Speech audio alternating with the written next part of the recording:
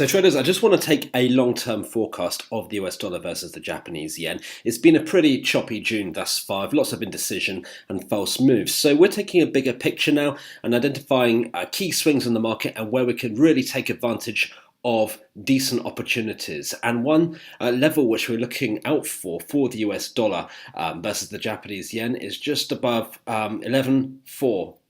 Spot 35, and we can see here that not only has this level not been broken decisively since early in 2017, January 2017, so about a year and a half ago. For the past three times we've had 1, 2, 3 tests, price action has ricocheted off it and it has simply gone back down, I guess, where it belongs, inside this range here. So as we've had a breakout to the bottom side here in February this year, and price has kind of snaked its way back up inside the range, what is interesting is we've had where old support hasn't become new resistance.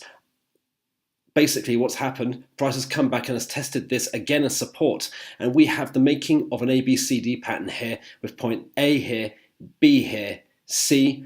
Where's D going to be going? Well, that's the million-dollar question. If we have an overlap of point D with this three-wave harmonic pattern, then that would be very convenient if it overlaps with this level here. If we get the 1.272 or the 1.618 Fibonacci extension, then we will have a very good correlation. Okay, so we've drawn our Fibonacci extension tool from point B to point A, and we've got the level at 11400 roughly, in between the 1.618 and the 1.272, which is no bloody good to us really. However, it does at least come in between the levels, so you can reasonably expect some kind of Fibonacci based resistance at the 1.272 or the 1.618. However, that doesn't really correlate with this horizontal level here. If we take the Fibonacci projection tool from point B to C, we do have the 1.618, again, a little bit shy of this horizontal level. If we draw the projection tool from point B to point A again, we can see that we do have an overlap with the 1.272 as well. I'd far rather base my trades if it's a reversal of a horizontal level of resistance where we've palpably seen, or we've really kind of had confirmation of price testing it and turning around. Okay, Fibonacci projections or extensions basically give us a very good confirmation.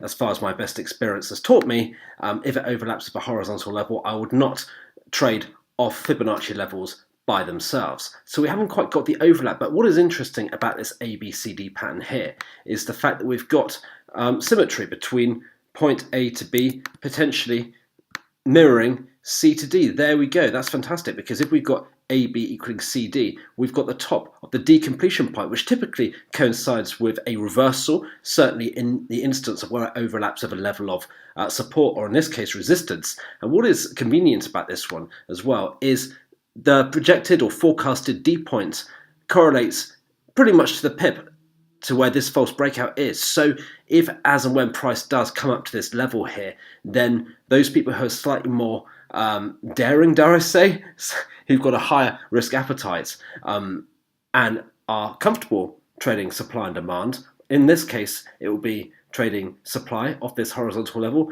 then an idea would be to have the sell order on the horizontal level with the stop loss well above the point where it's faked out before, where you see where I've got this false breakout of this bearish pin bar reversal. You typically have your stop loss well above that, so to safeguard against any kind of false breakout, or breakout, dare I say.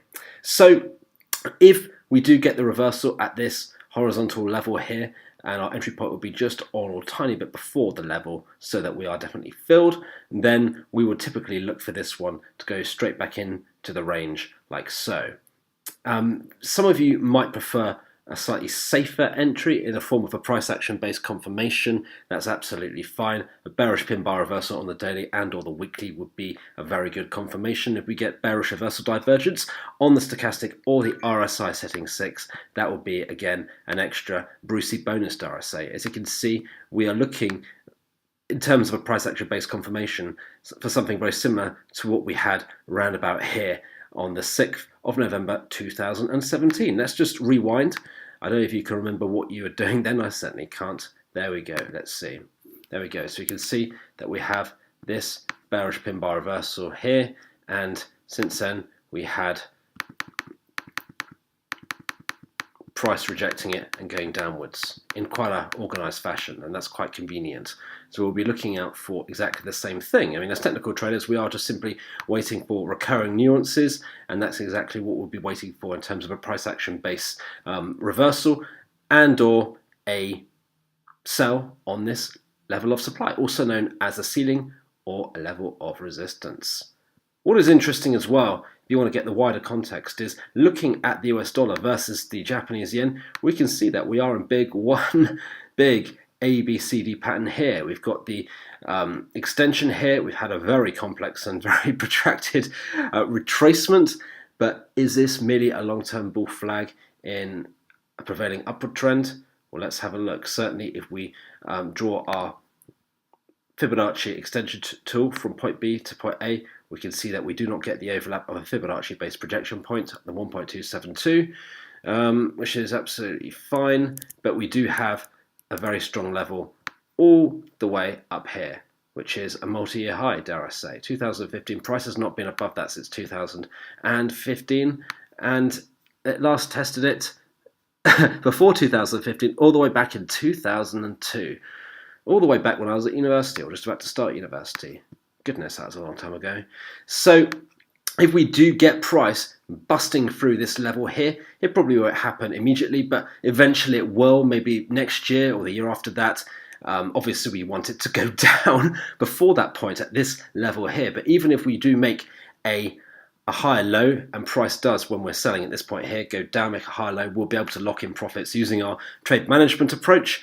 If ultimately long term we do get price going for above this level and testing this point here, what is interesting, and when I say this point I'm referring to the 12600 level, so you can see price has rejected it quite sharply before.